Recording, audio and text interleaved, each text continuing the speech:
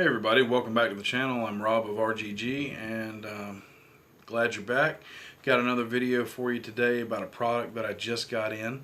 And let me start by saying that if you are an OSR game master, then this is for you. And by OSR, I use the meaning of old school role playing.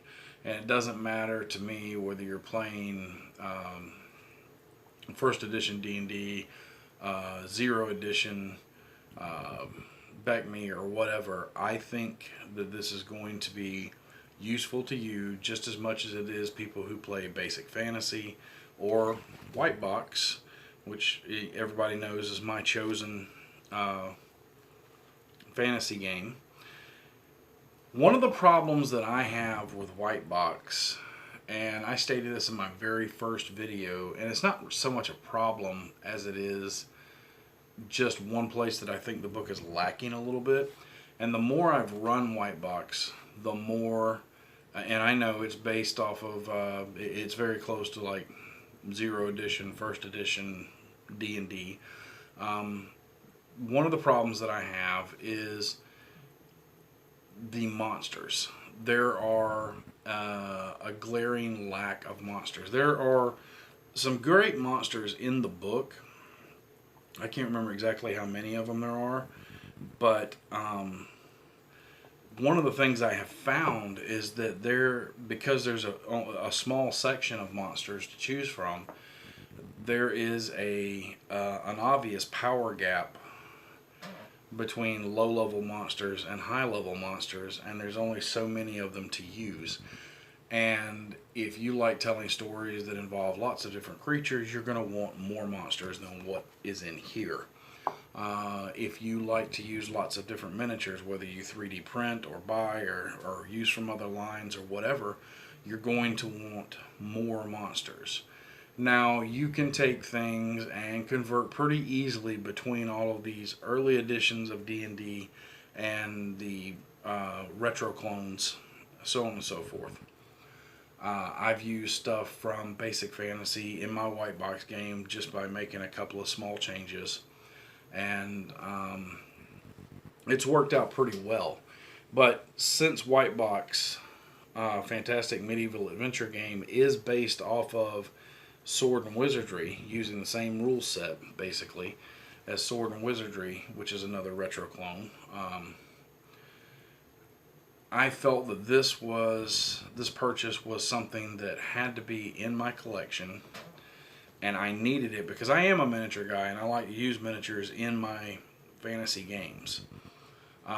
So I have lots of miniatures that I didn't really have matching stats for, and I also like to use a lot of undead creatures, and there was a huge power gap between, you know, the zombies and base skeleton that's in there, and then jumping to wights and vampires and ghosts and things like that, you know, just automatically start draining levels when they hit you. So that's just one of the places I feel like there's a power gap that needed to be filled in, and this book does it. This is Sword&Wizardry Monstrosities, and look at that. This is a huge book. This book comes in at like 555 pages full of monsters, and I'm obviously not going to go through all of them, but it is done up like your classic monster manual.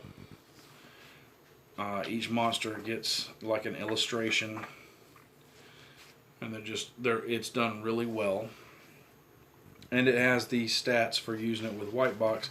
But like I said, it's also easily convertible to use with any OSR game. So when I saw this, that they had put this out, I was ecstatic. I was like, yeah, here we go. Here's me a monster book for sure.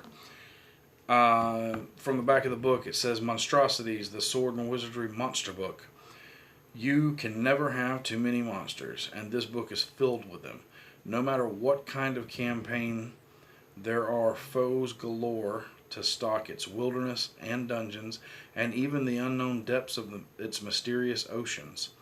This is a compendium that contains the monsters from the rulebook and many monsters from the first edition of the original role-playing game. But there are also hundreds and hundreds of completely new beasts. Note, this is a second printing of the original Sword and Wizardry monster book, updated with errata and hundreds of illustrations. The largest collection or compilation ever of monsters for Sword and Wizardry /Zero Edition. If you play the very first edition, 0E of the game, or if you play Sword and Wizardry at the gaming table, this book is a must-have. 186 brand new monsters await, along with hundreds of the older monsters, so that they're all in one book. Now, the meat of it. Let's get down to the price, because this is a big hardback book, and with a beautiful cover, very classic looking cover. And this book is 60 bucks. Now, I think they have a paperback version of it that's around 40 bucks. But when it comes to buying a book that's over 500 pages, almost 600 pages, I didn't really want a paperback version of it because I didn't feel like it would hold up over time. If you have the paperback version and I'm wrong, then feel free to correct me in the comments, because maybe it does hold up.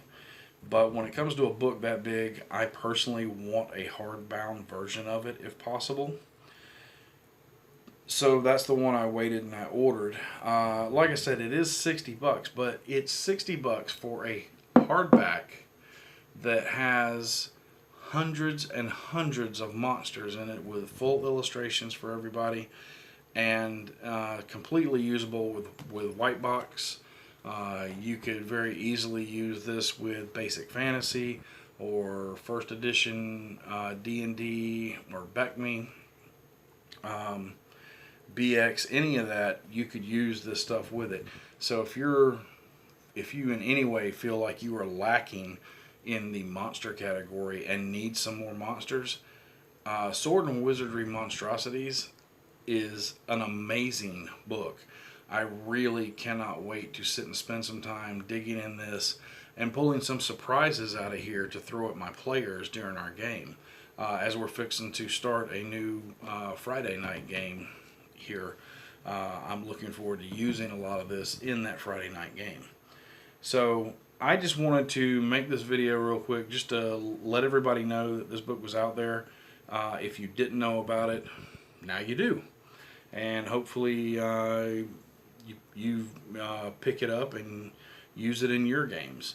If you do, tell me in the comments what you like about it or what you didn't like, what your favorite monsters are to use out of here. And I'm sure I'll be doing some more videos on this and some of the monsters that are in here as time goes by. But like I said, I just wanted to make a video to let everybody know that this was out there. It is available, and if you've got the extra coin to spare, it's definitely worth picking up if you need more monsters for your old school D&D games. Which, why wouldn't you want more monsters, right? So that's all I've got for right now on this. If you have any questions, you can put them in the comments and I'll get to them as soon as I can. And until next time, good gaming and good luck.